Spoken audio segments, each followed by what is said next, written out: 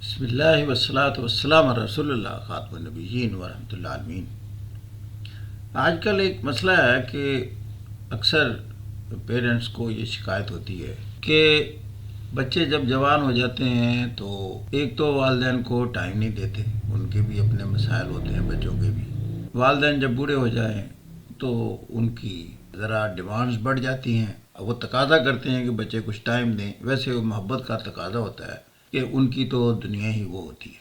دوسرا یہ ہے کہ بعض اوقات یہ ہے کہ جنریشن گیپ سے کچھ اختلافات بھی ہو جاتے ہیں کہ بچوں کو والدین کی باتیں شاید کچھ اچھی نہ لگیں۔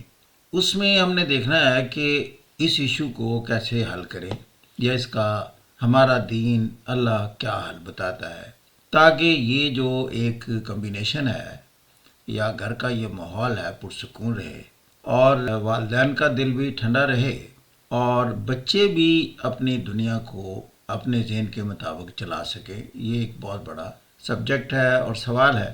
اب اس میں بات یہ کہتا ہوں کہ پہلے تو ہم انسان خود کو نہ آئیڈینٹیفائی کرے، بنیادی طور پر کیسے اس کی تخلیق ہوتی پیدا ہوتا ہے۔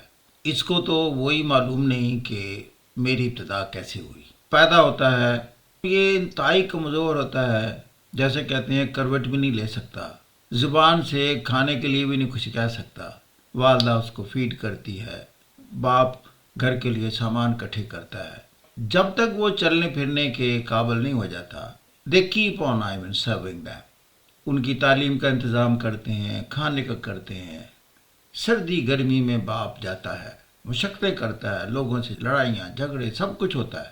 جو کچھ وہ کماتا ہے وہ خود تو نہیں کھا لیتا، وہ اسی گھر کے لیے جب بچے بڑے ہوتے جاتے ہیں وہ پھر اس کا ہو جاتی ہے کہ میں بڑا مکان لوں، اس کے لیے اتنی ایفرٹ کرتا ہے، اسی لیے والدہ لگی رہتی ہے، تو یہ سارے اس کو پال پوس کر جوان کرتے ہیں۔ اب یہ بڑھاپے میں جب چلا جاتا ہے تو پھر یہ ڈیمانڈنگ ہو جاتا ہے۔ بچہ جیسے ڈیمانڈنگ تھا، بچہ تو کچھ بھی نہیں بولتا تھا تو والدین بغیر پوچھے حساب کتاب لگاتے رہتے ہیں، اس وقت اس کی یہ ضرورت ہے، اس کو سردی لگ رہی ہے، اس کو بھوک لگ رہی ہے، and they are taking care of ham.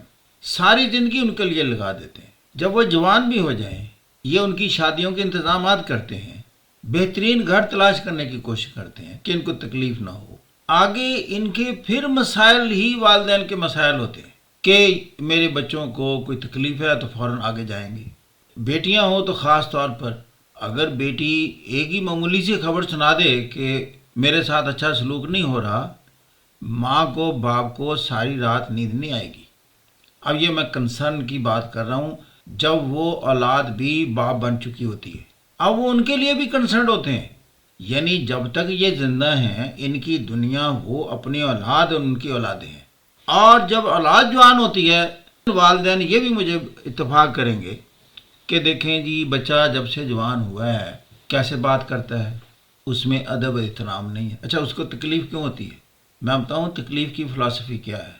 سب سے زیادہ تکلیف اس شخص کو ہوتی ہے جو کسی کے لیے محبت سے بھرا ہوا ہو اور وہ اس کے ساتھ بد کلامی کر رہا ہو، اس لیے کہ وہ تو محبت کو نفرت میں بدل ہی نہیں سکتا باپ، وہ اس سے جنگ بھی نہیں کر سکتا۔ سب سے بڑا دکھ اور المیہ یہ ہوتا ہے، میں بتاؤں کہ آپ کسی سے اس لیے نہیں جنگ کر سکتے، اس لیے بد دعا نہیں دے سکتے کہ آپ کو اس سے شدید محبت ہے۔ کتنی بڑی ٹریجڈی ہے یہ۔ ٹریجڈی میں بتاؤں صرف والدین سے ہوتی ہے۔ اب آتا ہے اللہ میاں۔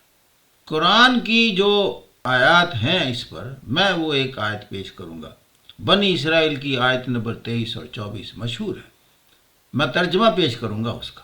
اللہ تعالیٰ کا ارشاد ہے، والدین کے ساتھ نیک سلوک کرو، اگر تمہارے پاس ان میں سے کوئی ایک یا دونوں بوڑھے ہو کر رہیں تو انہیں اف تک نہ کہو، نہ انہیں جھڑک کر جواب دو، بلکہ ان سے احترام کے ساتھ بات کرو اور نرمی اور رحم کے ساتھ ان کے سامنے جھک کر رہو اور دعا کیا کرو کہ پروردگار ان پر رحم فرما، جس طرح انہوں نے رحمت و شفقت کے ساتھ مجھے بچپن میں پالا تھا۔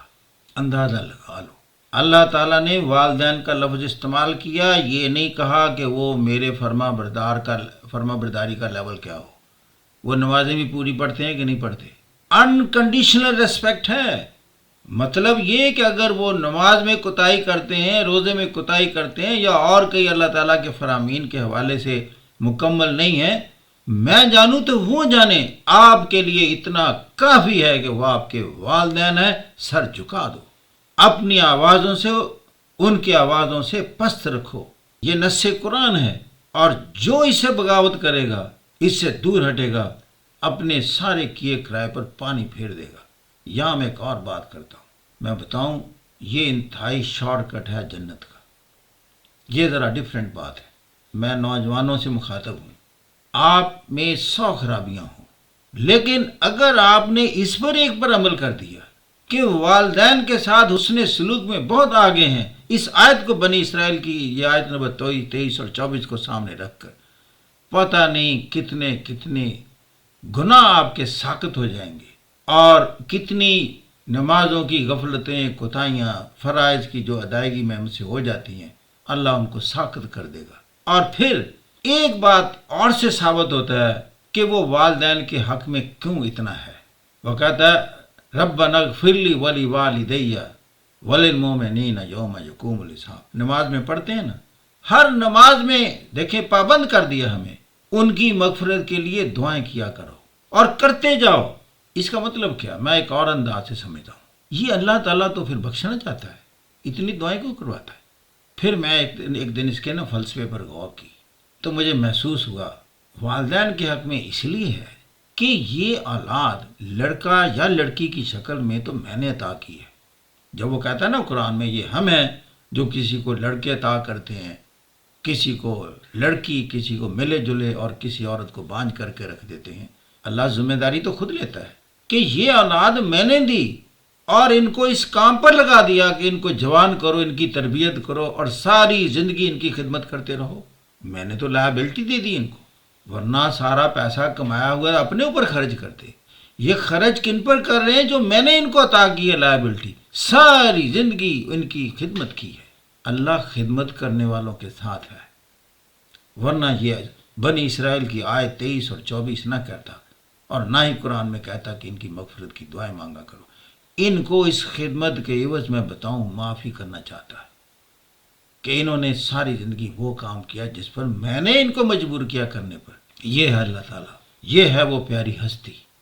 اپنے والدین کے جو دنیا میں حیات نہیں ہے، ان کے لیے ہمیشہ دعائیں کیا کریں، اتنا وقت نکالا کریں۔ لیکن میری آج کی یہ جو بات ہے ان کے لیے ہے جو اتنے خوش قسمت ہیں کہ ان کے والدین حیات ہیں۔ وہ آج کی اس بات کے بعد خوشیاں منائیں۔ بیٹا کچھ ٹائم نکال لیا کرو، آپ جاب سے آئیں، آپ جب بھی باہر سے آئیں، وہ آپ کی راہ تکتے رہتے ہیں، آپ کی خیریت سے واپسی کی بھی دعا کرتے رہتے ہیں، اور جب آپ خیریت سے واپس آتے ہیں نا، آپ کی آواز ان کے کانوں میں رس گھول دیتی ہے، بیٹا آ گیا، بیٹی آ گئی۔ پہلے ان کے پاس تھوڑی دیر بیٹھ جایا کرے، ان کے دل کو ٹھنڈک پہنچا دیا کرے۔ یہ میں آپ کو بتاؤں، اللہ تعالیٰ کے انعامات کے مستحق ہو جائیں گے۔ کبھی کبھی ماں کے ساتھ تو زیادہ اٹیچمنٹ ہوتی ہے، باپ سے ذرا کئی دور دور رہتے ہیں، لیکن یہ میں بتاؤں اس کے دل میں آپ کے لیے محبت کی کوئی کمی نہیں ہوتی۔ کبھی اس کے پاس بیٹھ جایا کریں، اس کے ہاتھ کو اپنے دونوں ہاتھوں میں لے لیا کریں، ایمبریس بھی کر لیا کریں کبھی کبھی کہ ابا جان میرا جی چاہتا ہے میں آپ کو سینے سے لگاؤں۔ اس کی آنکھوں میں دیکھنا اس وقت چمک، وہ تو بڑے عرصے سے بےتاب ہوتا ہے کہ بیٹا آئے میرے سینے کو لگے۔ یہ جو وہ ٹھنڈ پڑتی ہے نا، یہ ٹھنڈ کسی اور چیز سے نہیں پڑ سکتی، دولتوں کے انبار سے بھی نہیں پڑ سکتی۔ لو جی، اس کے ساتھ ہی میں اجازت چاہتا ہوں۔ اللہ تعالیٰ آپ کے لیے آسانیاں پیدا کرے، اولاد کی محبت دے، اور اولاد کو والدین کے ساتھ محبت کی توفیق ملے، اور پھر آپ دیکھیں دونوں کی نہ بخشش ہوگی تو مجھے کہنا۔ خدا حافظ۔